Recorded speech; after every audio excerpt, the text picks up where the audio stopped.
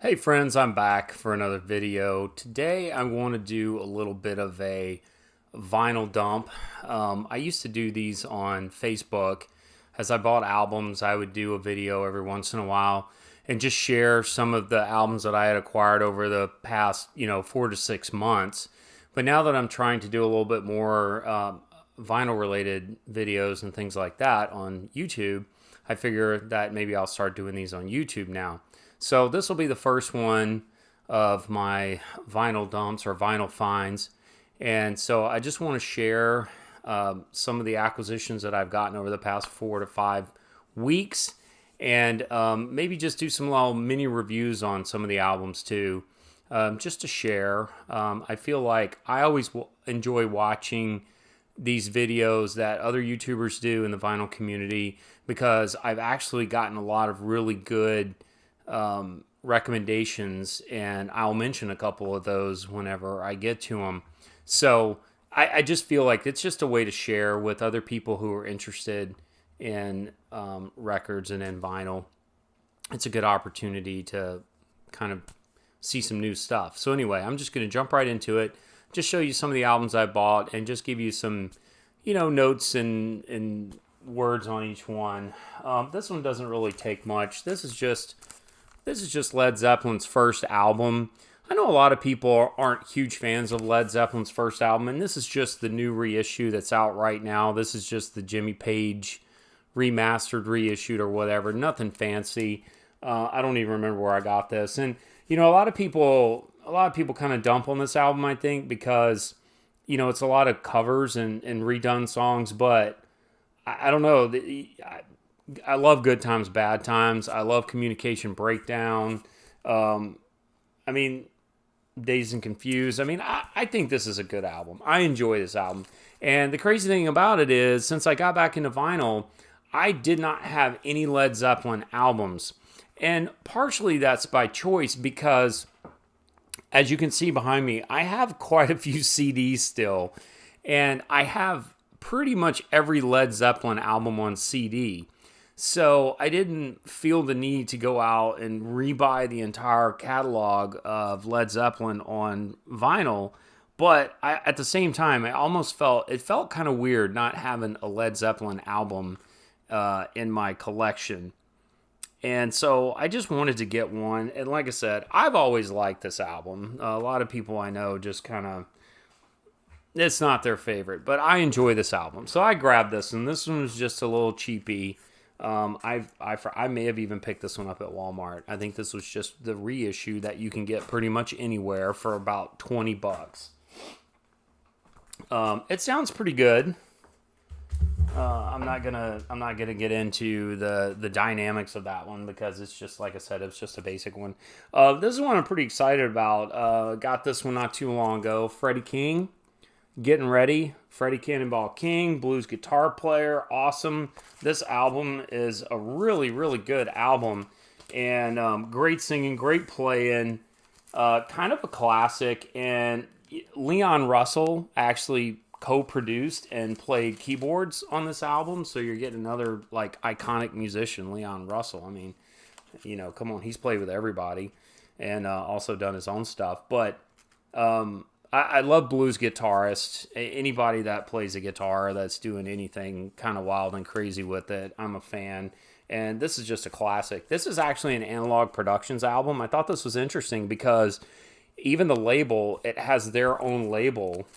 So I don't know if they bought the rights to this album and they have it kind of on their own label now, because this is not one of their pressings of a Columbia or a Warner Brothers or whatever. This is on their label. It says it right on the front. So I don't really know what the story of that is, but pretty much anything that Analog Productions and QRP does, I've talked about this before, they do a great job. So pretty much anything they do is going to be pretty solid. And it's a good sounding album. They go back and get the analog sources, so you can pretty much count on them. Moving along to, I talked in one of my other videos, not here on YouTube, but a video I did probably on my Facebook page a while back. I stumbled upon one of these albums, and I'll pull it out just to show. I stumbled upon this album. Hey, give me a minute. Walking through my neighborhood Walmart.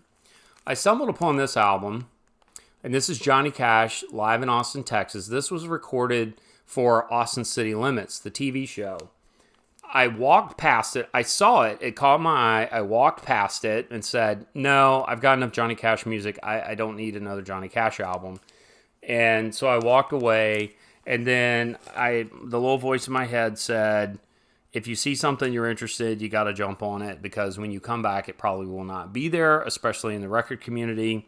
And especially my local Walmart, sometimes they get a handful of really nice albums. Then most of the time it's a bunch of crap. And so I took a chance on this. I knew nothing about it. I had not seen anything about it, had not heard anything about it. They were touting this as one of their exclusives. And I said, what the hell? It wasn't that expensive. It was 20-something bucks. And this is a concert from Austin City Limits. And it's really, and it's colored. You know, Walmart likes doing the colored vinyl. Anything you get from them pretty much is going to be their limited edition colored vinyl. Anyway, this was taken from an Austin City Limits recording in 1987. And it's got a great track list. I'm a huge Johnny Cash fan. And the other draw to it I thought was really cool, was it included a DVD of the concert. So I'm like, live album Johnny Cash, DVD of the concert for just a little over $20. I forgot what it was, but it was not expensive by today's LP standards, especially when you throw the DVD in there. And I was surprised. This is a really, really nice album. The recording is good. It's not a dead silent pressing, but I didn't expect that. But it's a good pressing. The sound is really nice on it. You can hear all the instruments. The vocals are really good. And so for what you get for the money, I think it's a nice presentation. So anyway, I got this one, and this was months ago. And I went on Walmart's website and noticed that they were doing pre-orders for more in the series. And they had pre-orders for Chris Christopherson, Merle Haggard, Waylon Jennings, and Willie Nelson. Interested in all of those, and I thought that'd be a nice little set to have. So I went and I looked at the track list for the Merle Haggard one, and the Merle Haggard one did not pique my curiosity enough. I have quite a few Merle Haggard songs that I really like, but none of the stuff was on that concert. He was probably promoting a particular album and playing a lot of stuff on there. So I chose not to get the Merle Haggard one. However, I did get the Willie Nelson one. I'm a huge Willie Nelson fan, and I definitely wanted to get this one. Now, this one is actually a double LP, 2 albums, and it's funny because it's got smoke-colored vinyl. I like that. Yeah, it's like a grayish vinyl with black hazy stuff in it. This one is, I think this one's a nice one too. It's not the dead quiet vinyl, but it sounds good. The mix is good. The instrumentation and Willie. And I saw some people talking on the reviews that, Willie, I think this one was from 80. Oh yeah, and this one had the video too. I think this one was recorded in 90. Okay, so somebody was like, oh, Willie's performance is not that great. Well, I mean, it's Willie. If you've seen Willie live, which I've seen Willie live a little bit later than that, Willie has a very interesting delivery. As he's gotten older, Willie, and artists that have sang with him talk about how he sings kind of behind the beat of the music, and then he kind of talks sometimes through some of his songs. He has this kind of talk singing. And so I think that's what a person was alluding to, that, Willie was just kind of phoning it in or whatever. I don't think Willie was phoning it in. I think it's just that's kind of the way Willie's style is kind of developed. Sometimes he really wails, he really sings, and then sometimes on some of his more subtle stuff, he kind of talks through it a little bit. That does not bother me. That's kind of the Willie experience at that point in his career. And like I said, I saw him live. It was similar when I saw him live, but it's Willie. I love the songs on there. It's got a really, really good set list. He goes through a lot of his big songs, and that his band is really solid, and it's a good performance. Like I said, you get the DVD too, so it's really cool. Along with that, Waylon Jennings. I got the Waylon Jennings one too. I love Waylon Jennings. This is only a single album. It's gold, which is crazy. I mean, it looks ridiculous. And good set list here. He's got quite a few of the ones. Probably my favorite is Ain't Living Long Like This. It's on here. A lot of good hits on this one too. So this one is from, I think, 87 or something like that. Anyway, so it's another one of these Walmart exclusives. So like I said, they have a Chris Christopherson one, and they have the Merle Haggard one. I chose not to get the Merle Haggard one. Maybe I'll go back and get it just to complete the collection, just so I can say I have the set. I don't know. We'll see. I've said this before. I'm less of a collector and more of an enthusiast, and I try to really stick to stuff that I'm going to listen to and that I'm going to enjoy. I don't really want to go out and buy records just to have the record. Everything that I have, I've played, I listened to. So anyway, we'll see. We'll see how that goes. Got a few used records. I still think going out and digging up used records is probably some of the most fun. It's the cheapest way to build your collection too, because record prices, if you've looked, are just getting crazy. It's ridiculous. New records are anywhere from $20 to $30, even higher price for some of the real nice pressings. And there's a lot of good records out there to be had for still in the $5, $10, $15 range. So fortunately, we have a nice record store near me. I really like the owner. He's a super nice guy, and he stocks new and used. So I always go beat up the used bins. And I actually just went today, and I bought this one. This is Herb Alpert and the Tijuana Brass, Volume 2. Anybody that has watched any of my videos knows that I'm a huge Herb Alpert and the Tijuana Brass fan. My dad used to listen to them. I inherited some of my dad's records when he passed away. I still have them, and I have been trying to build to that collection of the early Herb Alpert and the Tijuana Brass. Now, I don't care as much for... He went solo for a little while without the brass, and he started kind of getting into kind of a more modern sound, more keyboards, more electronic backing and stuff like that. And those are the ones that I'm not really a huge fan of. I like the records, his old records from the 60s and early 70s he was with the brass, and it was, all the instrumentation, the horns and the guitars and the drums and stuff like that. So I have a list of certain ones that I haven't gotten yet, and this is one that I checked off the list. It's in really nice shape. It has the album and, of course, cheap paper liner. I just got this today, so I haven't even cleaned it or anything.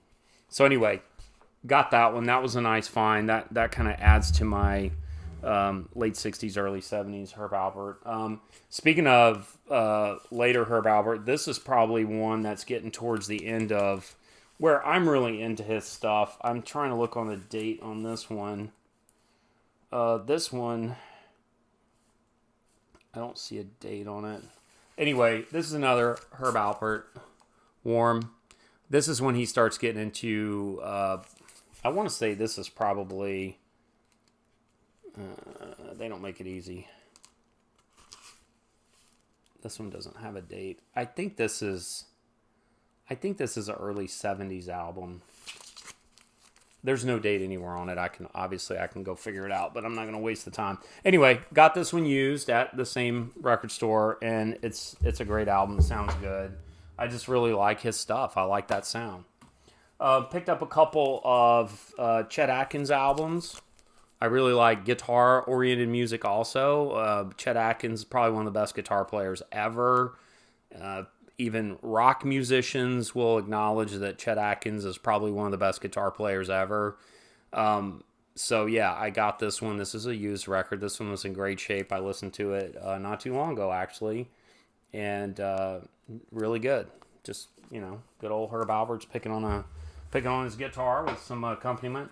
And I also got this one too, Down Home with Chet Atkins. This one is probably not my favorite of the Chet Atkins albums that I have. I bought this blind. I'm just going and picking some of his older albums, and this one is a lot. This one has a lot more saxophone accompaniment with it, along with it, and it's the kind of saxophone that's a little brassy. It's a little, to me, a little kind of that early 50s rock and roll kind of brassy, but it's country. It's kind of a country album, but it's just got that really squeaky, brassy saxophone, and I'm not a huge fan of that. I love smooth, like the more of the tenor saxophone sound and stuff like that. It's still good. It's just probably I wouldn't put it on my list of favorite Chet Atkins albums. So anyway, but it was a nice purchase, real inexpensive. Okay, so that's it for some of my used albums. Now I'm going to get into some of the newer albums that I've got. This is one that I ordered. I think this was an Amazon purchase, and this is one that I had heard from one of the YouTube channels that I follow. Unfortunately, I can't remember who it was. This is Clark After Dark, the ballad artistry of Terry Clark. And Terry Clark plays the flugelhorn, and probably the other most popular flugelhorn player besides Terry Clark is Chuck Mangione, and I like Chuck Mangione.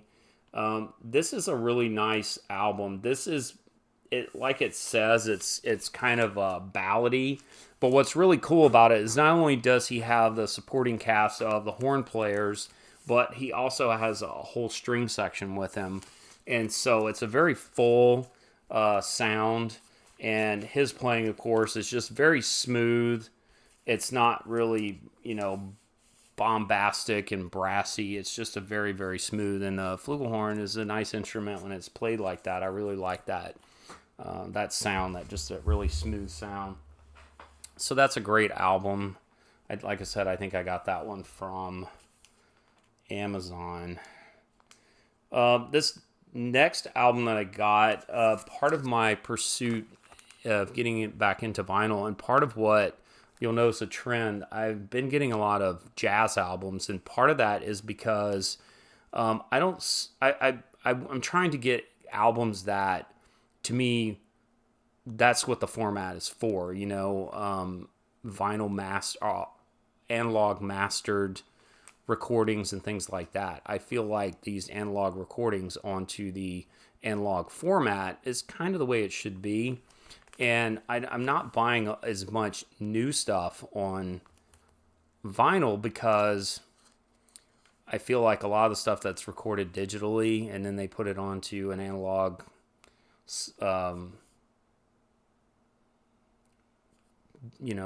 output or whatever. I don't know. I don't know. It's just, I think I like buying older music, classic rock, and a lot of the jazz and classical and, that kind of stuff. So that's really kind of been more my pursuit. Besides, like I said, I have a ton of newer stuff on CDs, and so I can listen to them. So really my pursuit in vinyl has really been opening up my eyes to and ears to a lot of new, I say new to me jazz. So, and along with that, I'm going and grabbing some of those albums that are considered jazz classics.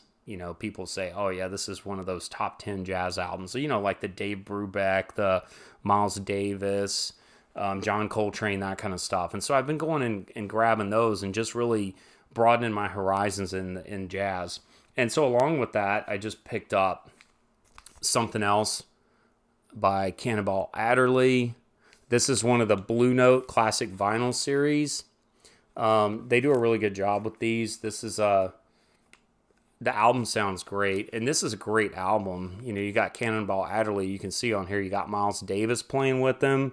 He's got Art Blakey on drums.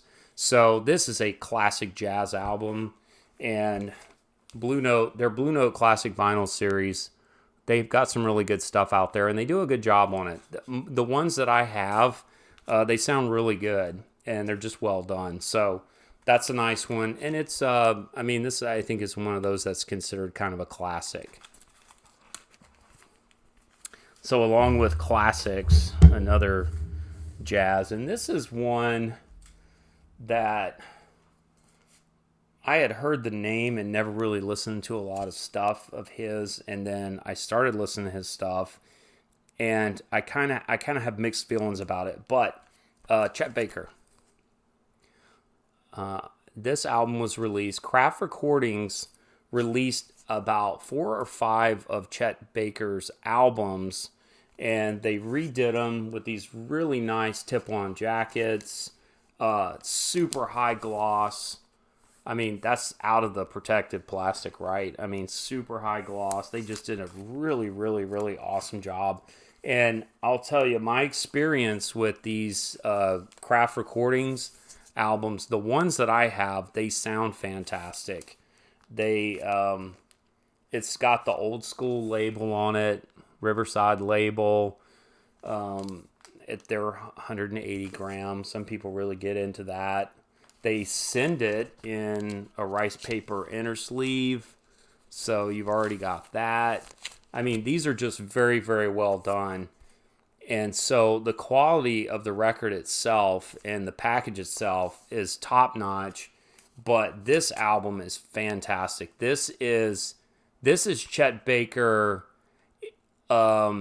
really laid back, really smooth, really ballady Chet Baker. It's very soothing, very relaxing. Some of his stuff was a little more experimental, a little more bebop, a little bit more kind of frantic, I guess I would call it. And that's the kind of jazz that sometimes I don't have as much toleration for. I can only listen to so much of it, but then it just gets so frantic. I do like some of it, but I take it in small doses. But this is the kind of stuff that I can just put in and listen to all day. It's super relaxing, and especially at night. This is how I like to wind down, listen to this kind of stuff. This is a fantastic album, and I have become, through this and a couple of the other ones that I've got in this series, I also got the Chet Baker in New York that these guys did, Craft Recordings did, and it's the same. It's a phenomenal recording. The music on it is awesome. It's right up my alley. It's just a really, really, really great album. So, of course, while I was out today and I got the Herb Alpert album, I also picked this one up. I couldn't resist because I have the New York one and the Chet Baker album from Craft Recordings, and as you can see, I haven't even opened this one up. I just bought it today, but I just so enjoyed the other two that I saw that my record store, he had this one in stock, and I know these will be nice records for a long time, and these are probably going to be records that people are going to want whenever they stop pressing them, because it's a quality product all the way around. They've got the tip-on jackets, looks just like the original album cover, and these things are super glossy, thick cover, and like I said, you already get the rice paper sleeve. It says on the outside, Craft Recordings, Jazz Legends Reimagined Timeless Broadway Show Tunes. So that's what this album is. This is Lerner and Lowe. These guys wrote a lot of the tunes for some of the early musicals. It's got some songs from My Fair Lady, Brigadoon, Paint Your Wagon. Most of the songs on here are from My Fair Lady, and that's a great movie. Audrey Hepburn, Rex Harrison, great movie, great music, and so a lot of that is from here. So that's why I bought it. I knew I'd like it. It says right here, cut from original analog masters by Kevin Gray at Coherent Audio. 180 gram vinyl pressed at RTI. Features jazz legends, and this is what's cool about it. Bill Evans and Pepper Adams. So Herbie Mann. So it's got a lot of just really good players on it. Bill Evans obviously playing the piano, Pepper Adams on the saxophone. So yeah, I'm excited about this one. I'm going to bust this one open after I get through with this video. But anyway, I recommend, if you like Chet Baker, if you like Chet Baker, I highly recommend this series that Craft Recordings has done. And they're pressed at RTI. I've talked before. All the stuff I've gotten at RTI has been top notch. They do a really, really good job. Them and QRP, I think, are two of my favorites. But yeah, RTI does excellent packaging and all that. This is probably a Stoughton jacket. Stoughton probably printed this one. They do excellent work too. So if you see and they're not expensive. These are not expensive if you get them now. So if you like Chet Baker, you like jazz music, or even this one, if you like show tunes, you like music from the old musicals, this would be an excellent purchase. So highly recommend. Like I said, I haven't even listened to this, but if it's half as good as the other two, I know I'm just really going to enjoy it. Okay, so I'm getting along again, as I usually do. I have one last album that I want to share, and this one comes along with a little bit of a story. I had seen on one of my YouTube channels that I follow, and I think this was probably Melinda Murphy had mentioned this one, and it piqued my interest, and maybe somebody else was even talking about it. Another album, Barney Whelan, French Ballads. I have the little hype sticker kind of stuck down in there. This is a double album. Claims it's a limited edition, but you know how that always goes. Who knows how limited it really is. But it says newly mastered edition 2LP, 180 gram French Ballads. Barney Whelan's perfect synthesis between jazz and the French chanson. Newly remastered from the 24-track analog master tapes by the original sound engineer, and I will butcher his name because it's French. It's got 4 previously unissued alternate takes, gatefold, a lot of information. It really is a very nice presentation. Album opens up. It's got all the information about. This was recorded back in 80 something, I do believe, originally, and then remastered. So the story behind it, though, I heard about it and I started looking for it. Went to my local. He didn't have it. Started looking around, and a lot of the online places that I normally shop, they didn't have it. So oddly enough, I go to Amazon as my last resort because I have mixed emotions about ordering from Amazon. I've ordered some albums from them, but sometimes they just don't do the best job of packaging them. So I try to get something locally first, then order online. Amazon is the only place that had it, and it said they only had so many left, and it said that it was shipped by Amazon UK. So I'm like, well, I don't care where it's shipped from. I just want the album. So I ordered it. And my immediate thought was, this thing's coming from the UK. I really hope that they wrap it up and, do a good job with it. So I'm out of town. It shows up while I'm out of town. My son calls me and says, hey, you got a package from Amazon today. And I said, oh yeah, should be my album. And he said, well, they sent it in a bag. And I'm like, what? And he's not kidding. I saved it so I could show. This right here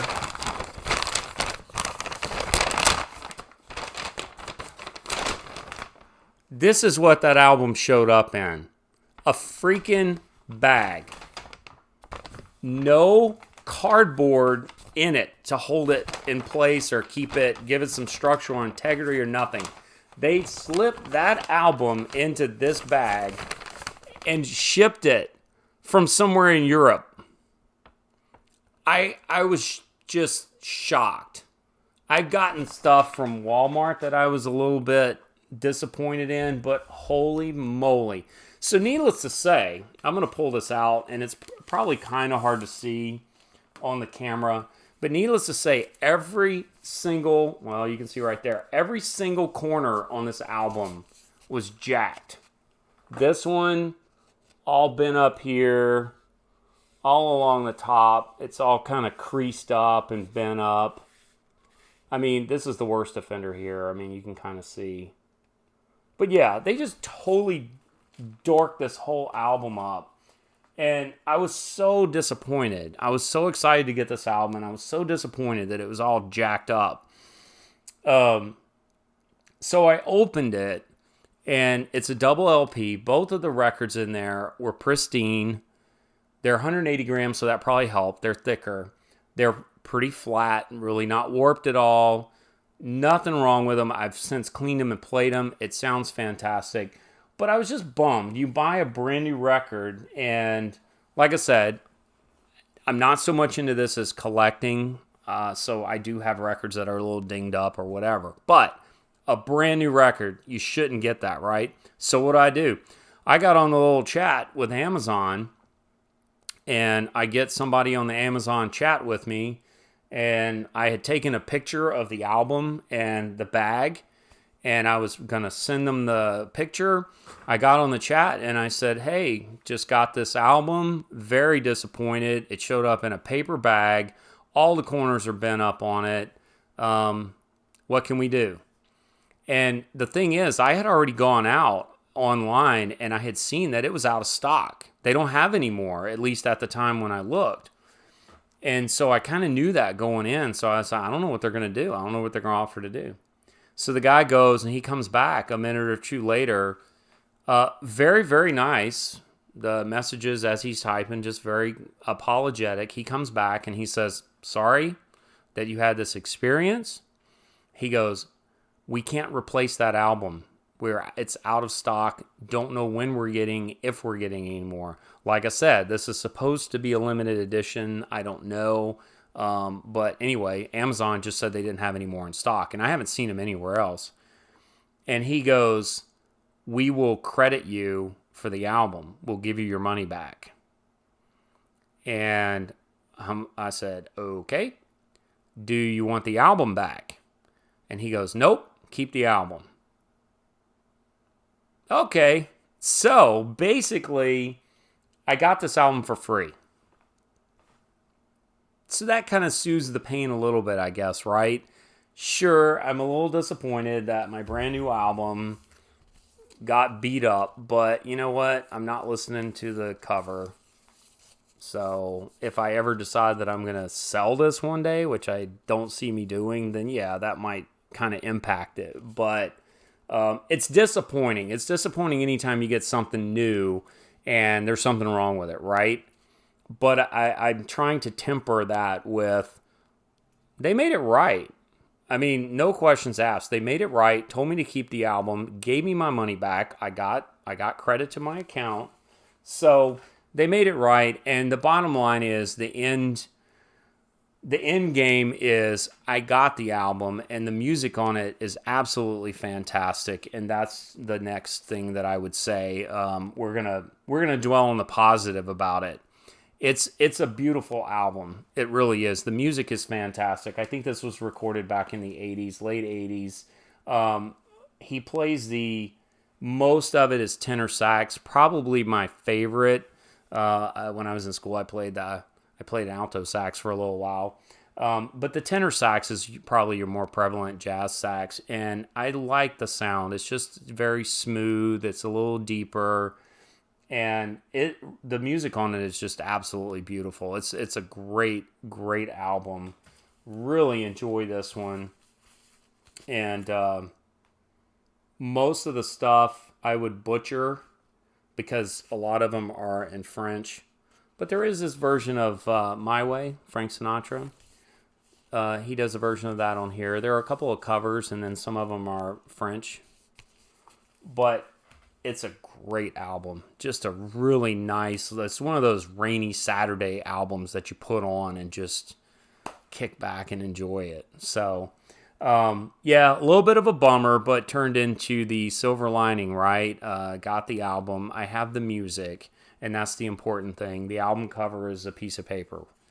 I'm trying not to be one of those people that gets super, super upset over a bent corner.